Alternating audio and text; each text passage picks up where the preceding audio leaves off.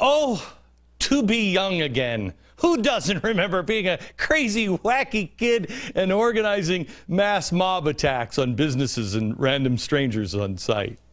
I mean, besides me and maybe you. 50 young people stormed in Chicago, a Walgreens.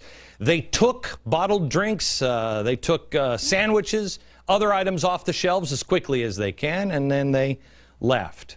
That mob attack was just the latest in a string of other incidences in Chicago we've been telling you about the last few weeks. In Pennsylvania this weekend, a flash mob of about 40 people aged 11 to 19, converged on a Sears store at about 7 p.m. They grabbed sneakers, socks, watches, whatever they could get their hands on, and then left. Thousands in merchandise taken in seconds. The mob was organized on a social networking site. I'm pretty sure Saul Alinsky talked about this in his book. You know, the one that mentions Lucifer as the first rebel? Yeah. He mentioned this as a way of overwhelming the system. You know, you don't want to protest with just one person, but if you can get 50 people to protest, well, then they don't have enough cops. There just wasn't any Facebook when he wrote that. Everywhere in Pennsylvania, these kinds of things are starting to break out. A woman from Pennsylvania, her leg was broken.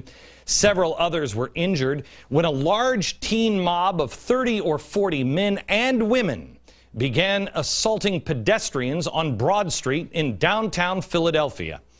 They heard someone just yell, "Run, run," and the next thing, punches were being thrown. When they ran, the mob chased them down, and they kicked and punched them at will in the middle of the street.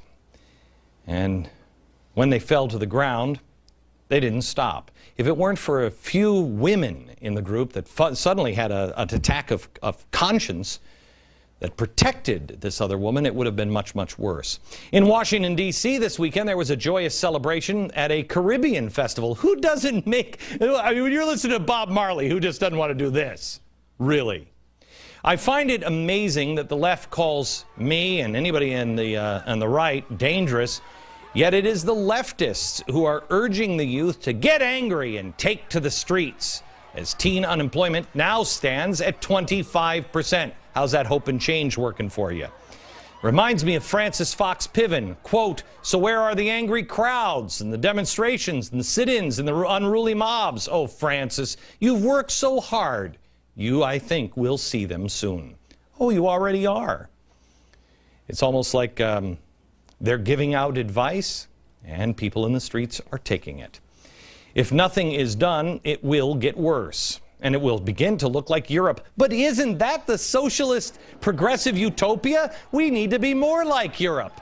This is what's happening in Europe. At some point, it was, I believe, in the 1880s, the elites in this country, along with Woodrow Wilson, decided we needed to be more like Europe and we needed to model them. Well, they've accumulated massive debt. They've had all kinds of red tape. It's impossible to do business there, and now Europe is self-destructing. Italy's youth unemployment rate is now 28.5%. Spain, on top of their 21 overall unemployment, has a youth unemployment of 44%. That's going to work out well.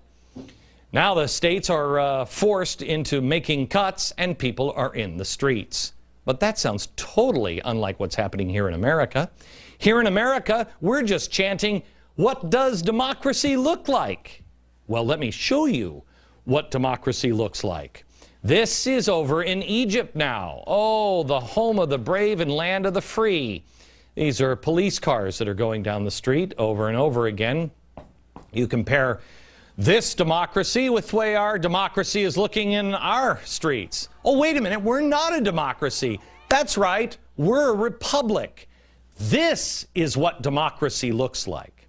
Know the difference between democracy and a republic. Better yet, know the difference between democracy and freedom.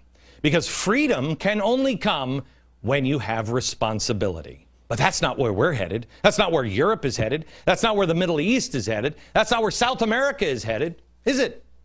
Is anybody talking about responsibility? Except the responsibility that goes to somebody else that is richer than you.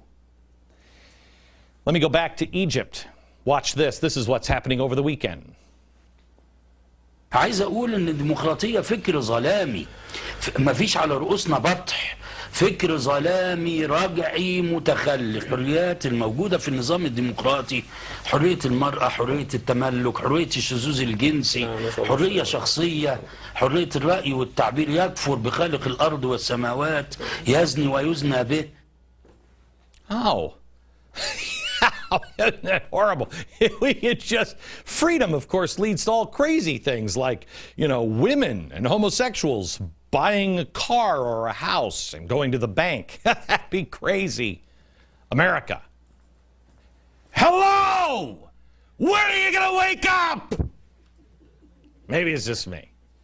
Good thing this guy is only an Egyptian sheikh that has the ear of a country. And, of course, there's a Muslim Brotherhood, which is completely unlike this guy. The Muslim Brotherhood, they don't even know the word caliphate. Well, I mean, sure they do, but they won't admit that. Most of America didn't even know what a caliphate was until we brought it up on this program, and still, most of this country doesn't know what a caliphate is or was. Better brush up on it. Here's the Muslim Brotherhood's former spokesperson in the West saying this: why shouldn't we have a country called the United States of Islam?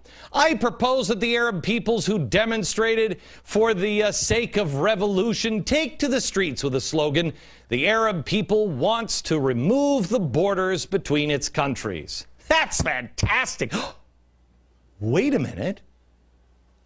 That's the same thing the socialists are saying here about us with Mexico. They're trying to get rid of the borders. Wait a minute. That's the same thing that George Soros says. His open society, what is it? That's right, it's a borderless world. What are the odds? That's crazy, isn't it? Oh, what's your problem?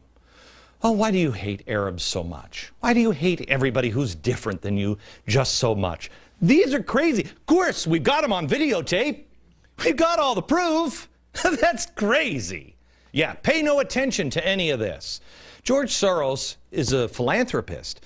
He just has an organization that happens to be working with socialists and Islamists to create a region of the world with no borders. I mean, what?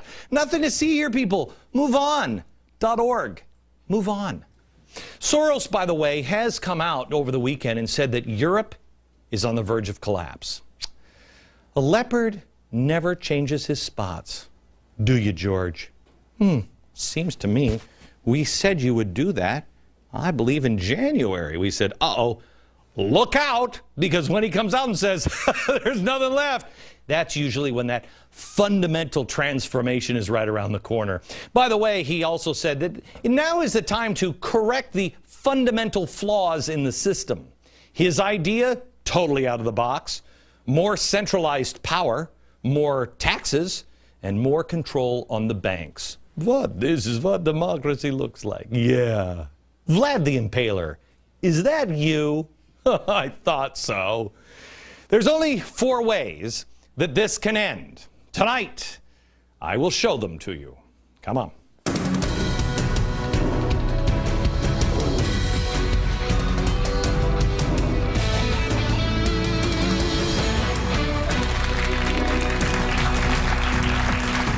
Oh boy. Hello, America. We have a studio audience tonight.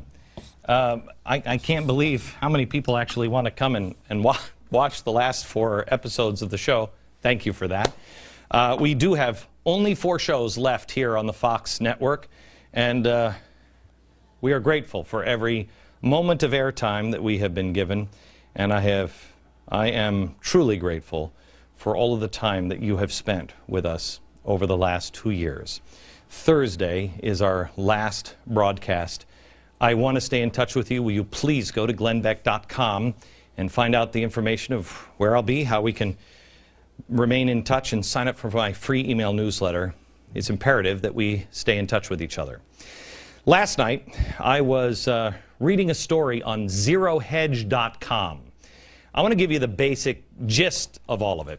The gist is, this whole thing that we've got going on can only end in one of four ways. One, the debt trap. The debt trap. This is, where you just keep spending money and borrowing more money. We're doing that now. You try to spend your way out of it. Two, hyperinflation. Print your way out of it. We're doing a little of that one, too. Here's a unique one you've probably never heard of. Austerity, but in conjunction with actual economic growth. For those of you who are no longer familiar with economic growth, that's when somebody besides the government creates jobs which create something of lasting value. I know, it's so old-fashioned. Nobody's even considering that one, because it means cut the spending, cut the size of government and the red tape, and allow entrepreneurs and actual people to create. Yeah, I know. Free people. Ugh. It's almost like they're monkeys or something. Free people. Oh, I feel like I'm in a Lifetime movie. I can't get clean. I can't get clean. I know. Good thing there's not a lot of free people around anymore. Get out of bed with the giant global corporations would be some people's advice if you wanted to do this one. Whatever. Get out of bed with companies, like GM or GE or GS, George Soros, and get into bed with free people. The little people. Let them create. Let them dream something up. Like one of them is going to come up with a light bulb. Please. Please, wasn't a little person. We know who that was. It was like one of the presidents or something, I'm pretty sure. Also, what you would do on this is you'd keep taxes low. Spending low, red tape low, taxes low, free people up. It would never work. The fourth thing is default. Yeah. A lot of us know what this one is. In fact, a lot of people on the left are encouraging people all over America to try this one on their home loans and stuff. That's when you say, I'm not going to pay for this, and then somebody comes in and takes the stuff that you have. This is kind of like what it'll be like when, China comes to collect. They'll just take the stuff we have. Now, the option that they're pursuing overseas is the third one, austerity. But not with the low taxes and not with the cutting of the red tape. In fact, nobody over there is willing to work anymore. It's like, what? I'm 28 years old. I'm in retirement. It's going to work out well. In Europe, the result has been similar to, if I just came over here, and no, I don't have it. Here, this will probably work. If I just took this, and this is Jackie, and I took this, and I held it over Jackie's face for a while, and I was held it there, and she's like, no. And that's pretty much what it's like, okay? That's Europe. Not going to work out real well. Unless you're in the, let's say, Molotov cocktail manufacturing business, then you in Europe, you got a booming business. No pun intended. Austerity plus higher taxes and more red tape, not good policy. But, lucky for us, that's what our president is doing. He's following that. He even bragged about following the so innovative Spaniards on their green economy. In fact, this, I think, is what Michelle Obama was referring to when she said this the other day. I think there's so much more work to do. We've really just begun to lay the foundation. I'm pretty sure, take six. I'm pretty sure these guys laid the foundation. What foundation are you talking about, Michelle?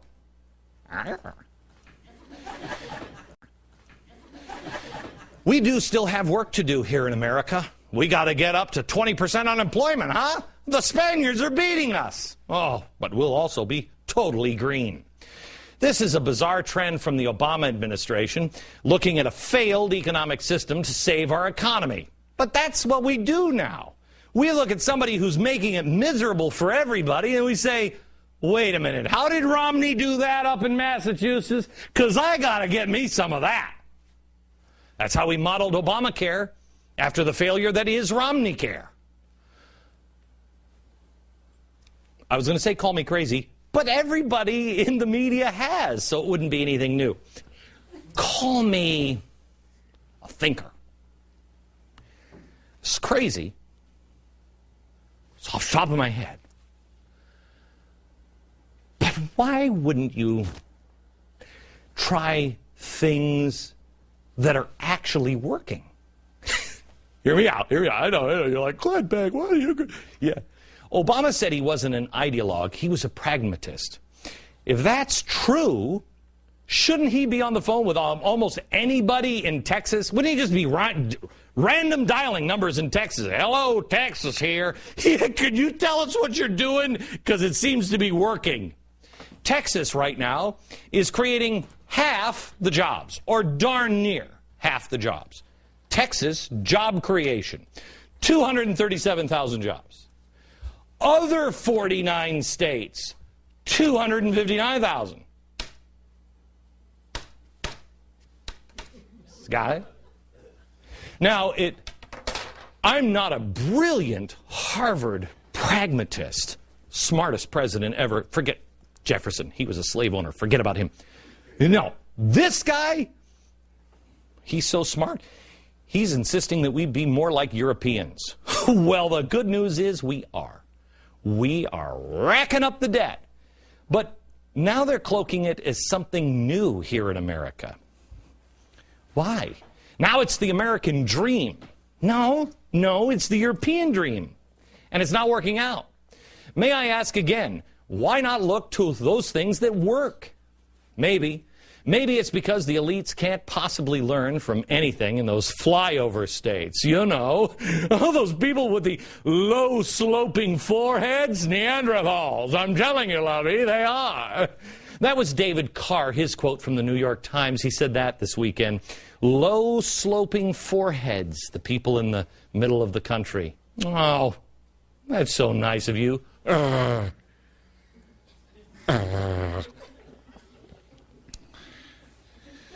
Thank you, David.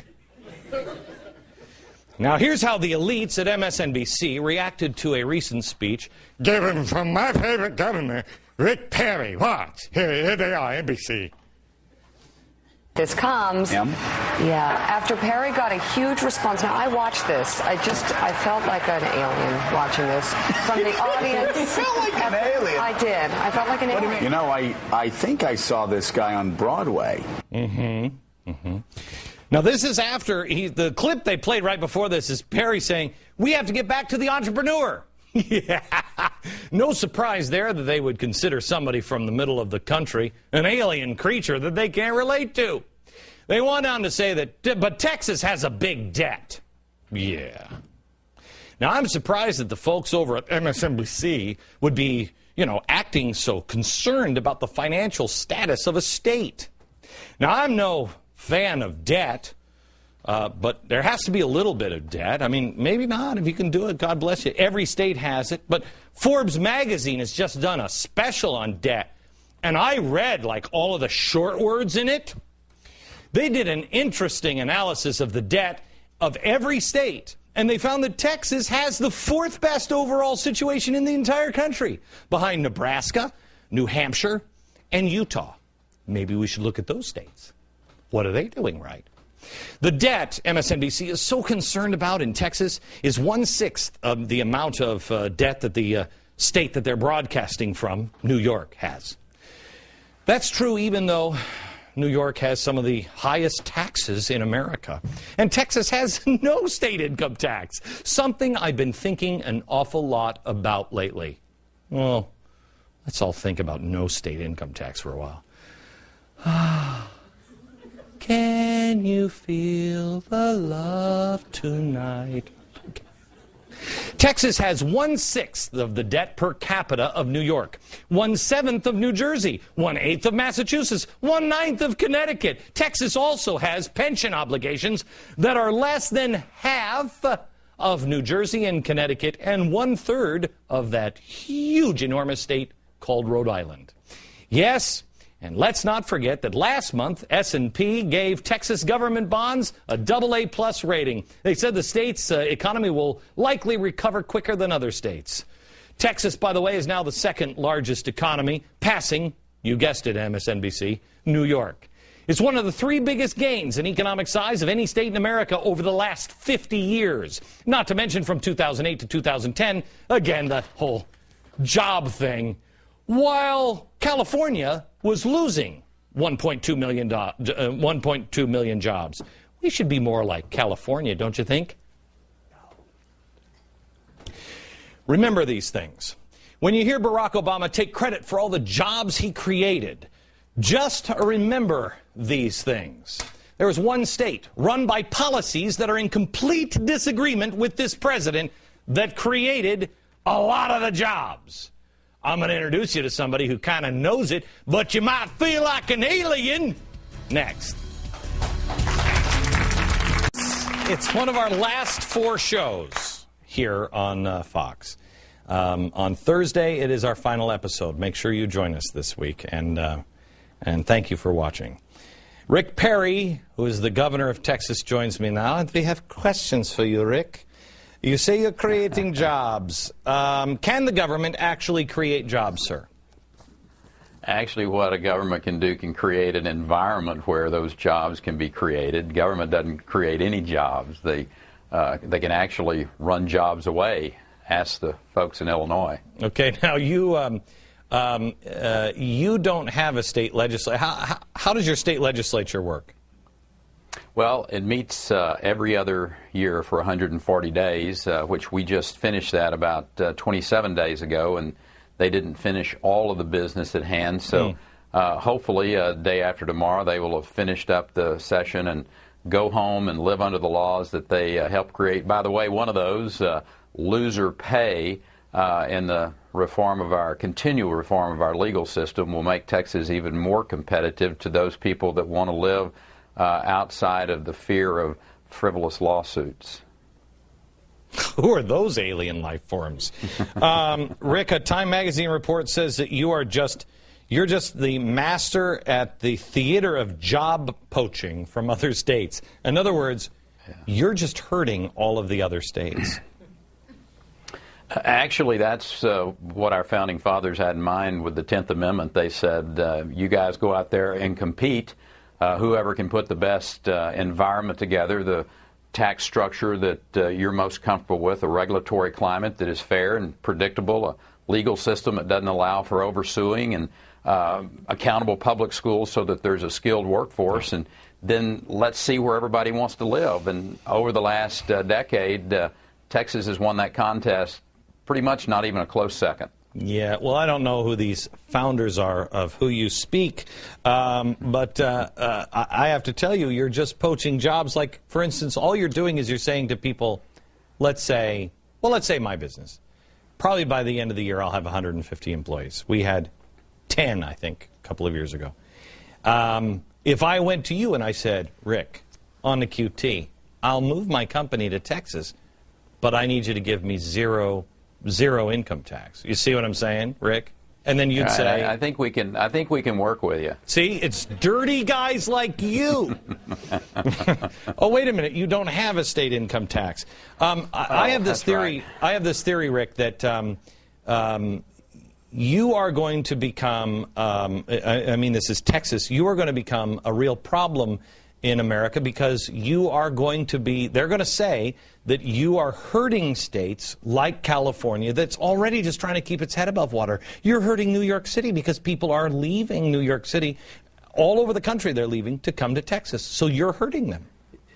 You know, it's interesting. The legislature and the Democrat lieutenant governor came to Texas about 6 weeks ago to sit down and just talk about how we'd created this environment for job growth in Texas. And it's really that competition, Glenn, that's going to make America strong again. It's the federal government kind of getting out of our hair, the idea that they're telling us how to educate our children or how to deliver health care or how to, for that matter, clean our air is really nonsense. If you really want to get America back to this vibrant economy, then respect the 10th Amendment, allow the states to be the laboratories of innovation. I can promise you, when Rick Scott over in Florida or Nikki Haley over in South Carolina, or for that matter, well, I don't know whether Andrew Cuomo would come up with something that I would bring back to the state of Texas, but the fact is, if those governors and their legislatures come up with some great ideas, we're going to go snitch them from each other. We're going to go bring those into our state and try them.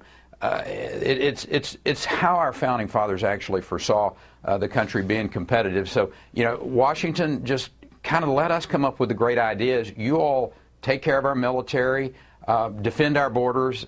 Oh, wait a minute, that's a problem for them too. You know, Rick, I mean this sincerely. I know that you're considering possibly running for president of the United States, and I'm consider possibly moving to Texas. I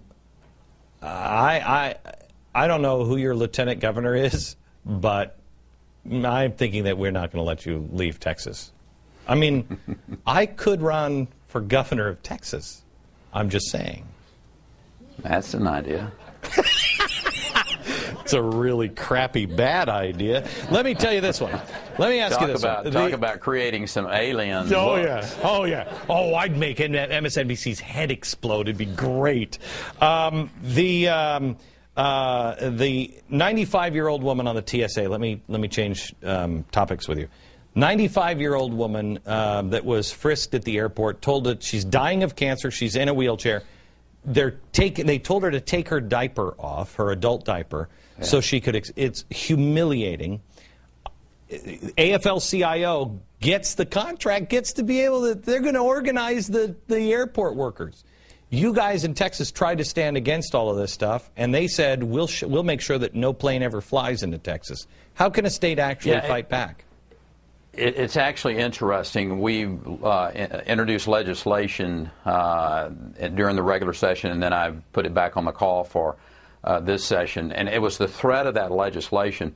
Just this last week, TSA has started doing their operations differently. They're responding to the threat of a state, and hopefully other states in the country will stand up and say, you know what, we're not going to allow federal employees to abuse the people in our states, and you know, and there are a host of areas like that when you look at how the federal government is abusing the people of our country. Are you concerned at all about the organizing of the airport workers by the AFL-CIO, the security, Homeland Security? Sure. I think anytime you have federal employees being unionized, I have a real problem with that. You don't have to look much further than what we have already, that those federal agencies, those federal employees that are unionized, at the end of the day, it's not in the best interest of the citizens, certainly the citizens who aren't part of that union. Real quick, Governor Perry, where do you stand on Israel? As a Christian, I am taught to support Israel, and I do, rather strongly, I might add. I've been going to Israel since 1992. I'm greatly concerned that we have an administration in place today that does not respect the relationship that we've historically had. It's the only democracy in the Middle East. It's one of our greatest friends, a very good trading partner for Texas and for this country. So the message needs to be clear from this country that we may not always agree with what Israel does, but we're going to be standing with her every day. Governor Perry, thank you very much. Talk to you again. You're welcome, Glenn. It's good to see you, brother. Back in just a second.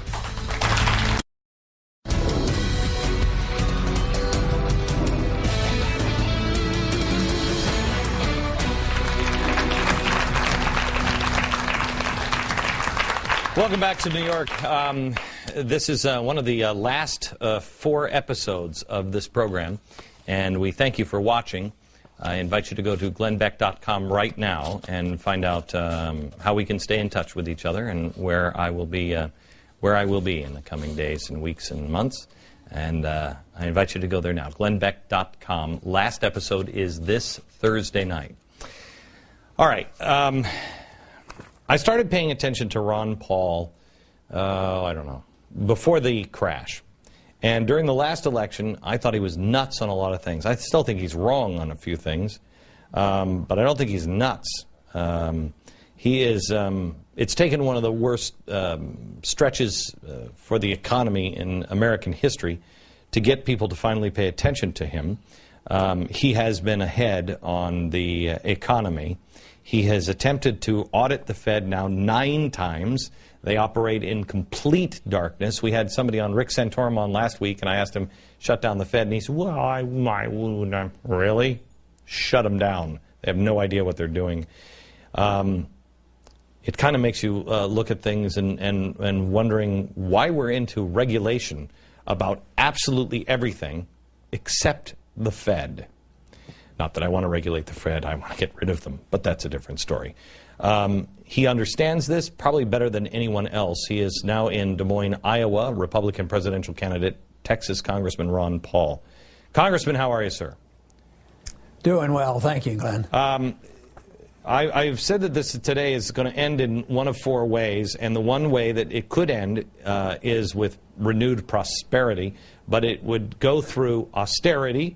We would have to make the cuts, we would have to keep taxes low, and then we would have to deregulate all of the citizenry, the exact opposite of what everybody in Congress has been doing and the president has been doing. Would you agree with that? Yeah, I would add one thing, though. In order to get to that point where you start doing the right things, you have to get rid of the mistakes, which is called getting rid of the malinvestment and the debt. An economy doesn't grow when it's overly burdened by debt and the mistakes made previously due to the business cycle. So you have to liquidate that. Then you go to this of having sound money, limited taxes, limited regulations, and we could get back to growth again. The problem is nobody wants to allow the correction to come, and we're prolonging the agony. We're piling on the economy, and that's why we're 3 to 4 years into it already, and there's no signs of strong recovery. So until we do that, you can expect the economy to get much worse. Do you see any sense in Washington of people cutting the debt? I mean, I know Jim DeMint has come out and said, cut it. He wants don't put the debt, don't raise the debt ceiling. I know you're against raising the debt ceiling. Don't raise the debt ceiling. Let's get serious about debt. With an exception of a few people, do you think anybody's going to do that in Washington? No, they'll raise the debt limit, whether it's temporary or long-term, but I don't think they're going to go past August and not raise the debt limit. So I think that's going to happen, which will just encourage the spending again. So, but they can't come together on how they want to cut spending because one group thinks that you can't possibly cut a penny from overseas spending, and the other one says you can't cut a penny out of entitlement system. And I just happen to believe you should be able to cut both, and I don't think for a minute it would hurt our national defense. I think, our defense is not strong because we're spread too thin around the world. But to get that agreement is going to be very, very difficult. And for that reason, I predict that we're going to continue downhill. The deficit is going to be the burden that we can't handle, and that we will eventually have a currency destruction because we do rely on the Federal Reserve. As long as the Federal Reserve, I call a facilitator. They claim it's the Congress. They spend too much money and they're forced to do these things. But if the Fed couldn't create money out of thin air to buy Treasury bills, Congress would be forced to do something because interest rates would rise, and that would be very, very harmful. So it would be on the Congress's shoulders to do something. But instead, we keep spending, and the Federal Reserve accommodates, and they say, well, we can't let interest rates go up, so they just print like crazy. It's pretty amazing that it's worked this as well as it has for so long, but it doesn't mean it's going to last forever. And I think that's why people are so upset in this country, because more and more people are starting to realize that this is coming to an end, and it's probably not in the too distant future. May I ask you one question I haven't been able to figure out? I think the Ford Foundation and the Ford Foundation and the Rockefeller Foundation have done more damage to this country than I think a lot of people combined. The money that they had at the time that they just poured into all of these things came from a system of no income tax where the rich were getting richer. Vanderbilt was the same way. They did a lot of great things, and there were people like Carnegie who was absolutely fantastic. Without a virtuous and moral people, which our founders said we had to be or the system wouldn't work, without a virtuous and moral people and no regulation, is there any way to stop capitalism from just being god-awful ugly? Well, I don't like to think of capitalism as being ugly, but I think what you're talking about is the consequence we have. Wait. Here's exactly what I mean, and maybe you can answer directly.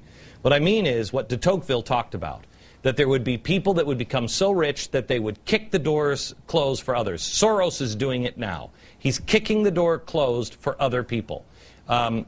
When these people like Rockefeller got so wealthy, that's what they did. Is there any regulation on that? Well, I think some did and some did not. Now, Carnegie gave him a lot of his money back, and I don't think Bill Gates as a monster, and I don't think of Warren Buffett as a monster. So it has to do with the morality. Yes, that's the part I agree with you, the morality of these people. But even if there were no income taxes and they got very, very wealthy, if they didn't cheat, if they didn't get benefits from the government, being very, very wealthy, there's nothing wrong with that. But if they get very, very wealthy because they get contracts from the government, or they get low loans from the Federal Reserve, and the banks get bailed out, and they do all the gambling, and they're the ones who get the bailouts, and the little people lose their homes and their jobs, then it's a rotten system. But I don't call that capitalism. I call that cronyism, or lending itself toward fascism. So that to me is a lot different than free market capitalism. I like to use the word free markets because capitalism, people get a little bit confused on that and think it is, some people have painted it as a very bad term. So I want free markets. I don't want the government giving any favors. Under those conditions, the consumer becomes the dominant force. They determine everything, what the prices should be, what the wages should be, and what the products should be, and who survives and who doesn't, not the government. Okay, real quick, because I've only got 30 seconds. Where do you stand on Israel, sir? Well, I stand with Israel like I stand with all countries. I think we should be friends with all countries. I think that we should always aim to have everybody as our best friend, like we have Canada. We trade with them. We travel back and forth. We don't give them money. We don't promise them anything, and we do quite well. So I think that if you teach countries to be dependent on us, that they become dependent economically or even militarily, it does them harm. Because why worry about Israel right now because of what's happened in the Middle East and us going bankrupt? Gotcha. My apologies to Congressman Paul. We had to cut him off because of the network break. But we want to move on to one of the worst floods in one of our cities' history here in America. Did you even know it was happening now? The Soares River near Minot, North Dakota, crested today at a record 1,561 feet above sea level, marking the worst flooding in 40 years. Have you been hearing where's FEMA? Where's the FEMA truck? I haven't heard that. I don't remember hearing that in Joplin either. Where's FEMA? Where's the president? Instead, after 11,000 people were evacuated from their neighborhoods closest to the river, shelters were set up at Minot State and other locations, and they have taken in only a few hundred people. Why? Well, because the other 10,000 or so have been taken into the homes of their families and their friends and their neighbors. For the rest of the country, that's kind of mind-boggling. But that's how we are in North Dakota, said Senator John Hune. Now, I don't know if you realize this, but that's the way we're supposed to be. A Facebook page called Minot ND Flood Help has been set up, gathering postings from hundreds of volunteers looking just to do good. The community is mobilized to help itself, neighbor helping neighbor. This is not the collective salvation or social justice nonsense preached by the left. This is what was taught by Jesus. Help each other. Don't ask the government to do it for you. Beyond that, this is how we're going to save our nation. There is a great article on a website of a friend of mine that I want you to read today, James Robison. You can find his website, James Robison. It's right there. It's right at the bottom of your screen. The article is titled, What, Not Who. Here's just a sample. Already many candidates and major media are moving full swing into next year's elections. We must first understand what must be done before we can identify who can be the best help to do it. Christians, pastors, and church leaders must totally reject the lie that separation of church and state means people of faith remain silent, uninformed, and uninvolved. Those who recognize truth and stand for it can turn the tide. Our nation's founders knew the limits of the Constitution were placed on the government, not the people or religion. The right to stand up and support first principles is both a privilege and a responsibility. True freedom grants citizens the right to choose, and we have a responsibility to choose right. We choose to stand. We choose to help. We make the difference, not the government. The left is using the insidious lie that big government is what Christianity is all about and what our faith is about. It is not. Big government is not about what America is all about. Nothing could be further from that truth. We'll be talking much more about this as we finish up our last, now 3 shows in 10 minutes here on Fox. But this is not the end. It is only the beginning. We have some special things coming for you, so make sure you stay in touch. Go to glennbeck.com and find out how. Back with just a couple of questions from our audience in a minute.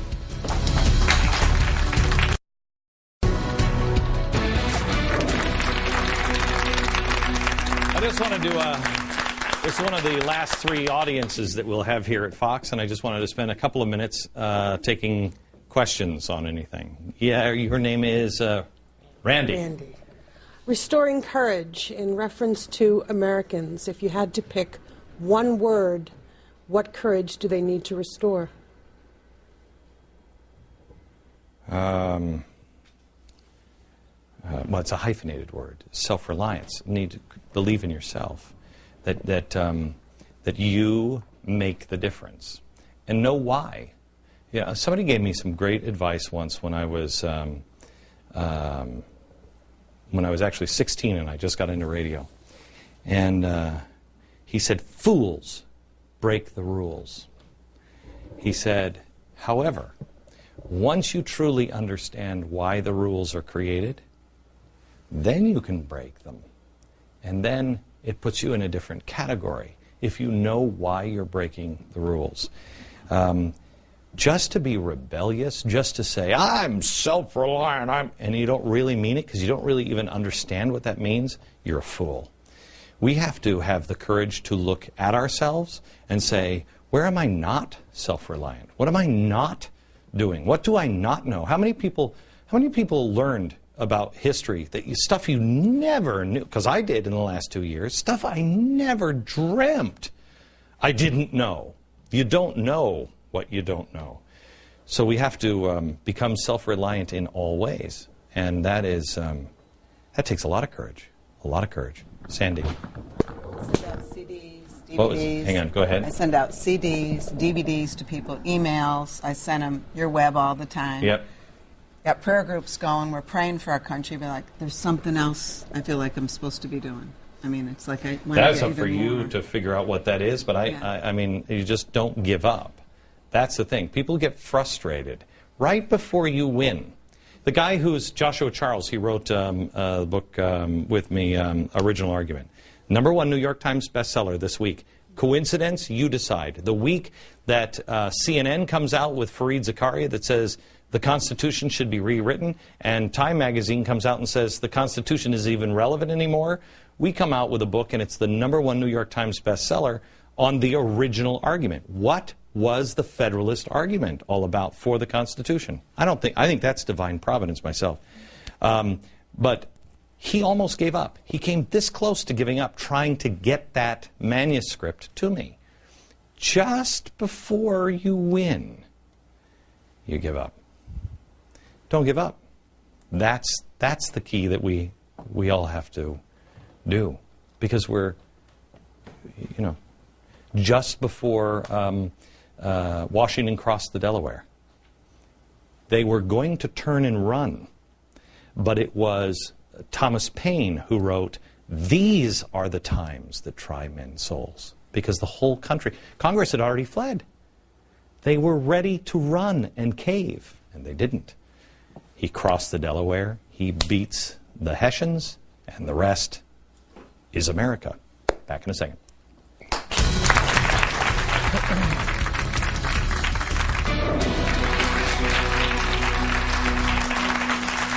On tomorrow's program, we're going to spend a little more time on this. This is one of our, Jack, what is it, 3 shows left starting tomorrow? Yep, 3 shows left starting tomorrow. You change that for me, Jack? And so I want to just spend a little bit more time on this because the evidence is overwhelming that what people said was crazy is happening. And what does it mean to you? 3 shows left. Final episode is on Thursday. We'll see you tomorrow, same time. From New York, good night, America.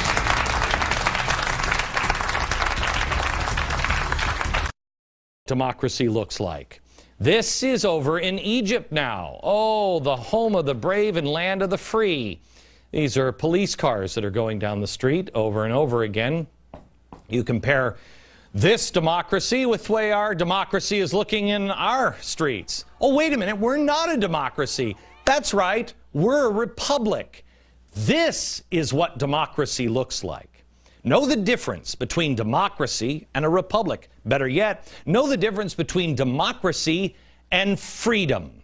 Because freedom can only come when you have responsibility. But that's not where we're headed. That's not where Europe is headed. That's not where the Middle East is headed. That's not where South America is headed, is it? Is anybody talking about responsibility? Except the responsibility that goes to somebody else that is richer than you. Let me go back to Egypt. Watch this. This is what's happening over the weekend. This in his book, you know, the one that mentions Lucifer as the first rebel? Yeah. He mentioned this as a way of overwhelming the system. You know, you don't want to protest with just one person, but if you can get 50 people to protest, well, then they don't have enough cops. There just wasn't any Facebook when he wrote that. Everywhere in Pennsylvania, these kinds of things are starting to break out. A woman from Pennsylvania, her leg was broken. Several others were injured when a large teen mob of 30 or 40 men and women began assaulting pedestrians on Broad Street in downtown Philadelphia. They heard someone just yell, "Run, run," and the next thing, punches were being thrown. When they ran, the mob chased them down, and they kicked and punched them at will in the middle of the street. And when they fell to the ground, they didn't stop. If it weren't for a few women in the group that suddenly had an attack of conscience that protected this other woman, it would have been much, much worse. In Washington, D.C. this weekend, there was a joyous celebration at a Caribbean festival. Who doesn't make... I mean, when you're listening to Bob Marley, who just doesn't want to do this? Really? I find it amazing that the left calls me and anybody on the right dangerous. Yet it is the leftists who are urging the youth to get angry and take to the streets, as teen unemployment now stands at 25%. How's that hope and change working for you? Reminds me of Francis Fox Piven, quote, "So where are the angry crowds and the demonstrations and the sit-ins and the unruly mobs? Oh, Francis, you've worked so hard. You, I think, will see them soon." Oh, you already are. It's almost like... they're giving out advice, and people in the streets are taking it. If nothing is done, it will get worse. Oh, to be young again. Who doesn't remember being a crazy, wacky kid and organizing mass mob attacks on businesses and random strangers on site?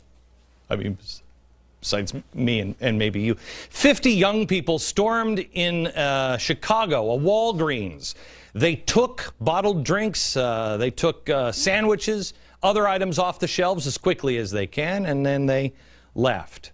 That mob attack was just the latest in a string of other incidences in Chicago we've been telling you about the last few weeks. In Pennsylvania this weekend, a flash mob of about 40 people aged 11 to 19. 11 to 19 converged on a Sears store at about 7 p.m. They grabbed sneakers, socks, watches, whatever they could get their hands on, and then left. Thousands in merchandise taken in seconds. The mob was organized on a social networking site. I'm pretty sure Saul Alinsky talked about and it will begin to look like Europe. But isn't that the socialist progressive utopia? We need to be more like Europe. This is what's happening in Europe. At some point, it was, I believe, in the 1880s, the elites in this country, along with Woodrow Wilson, decided we needed to be more like Europe and we needed to model them. Well, they've accumulated massive debt.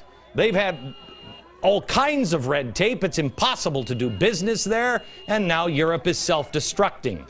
Italy's youth unemployment rate is now 28.5%. Spain, on top of their 21 overall unemployment, has a youth unemployment of 44%. That's going to work out well. Now the states are forced into making cuts, and people are in the streets.